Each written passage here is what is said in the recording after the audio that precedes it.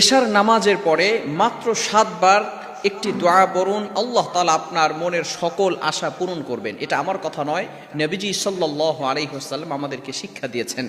অনেকেই বলেন যে সকল আশা আল্লাহ তাআলা কিভাবে পূরণ করবেন, ভালো করে মনে রাখেন, এটা অনেক সময় সাহাবায়ে কেরাম জিজ্ঞেস করতেন এবং নবীজি সাল্লাল্লাহু আলাইহি সাল্লামের উত্তর দিতেন। অনেক সময় সাহাবায়ে কেরাম বলতেন, ইয়া রাসূলুল্লাহ, ইয়া হাবিবাল্লাহ, আপনি আল্লাহর কাছে দোয়া করেন আল্লাহ তাআলা যেন আমাকে সম্পদের মালিক বানিয়ে দেন, আল্লাহ তাআলা যেন আমাকে একটু সচ্ছলতা দান করেন।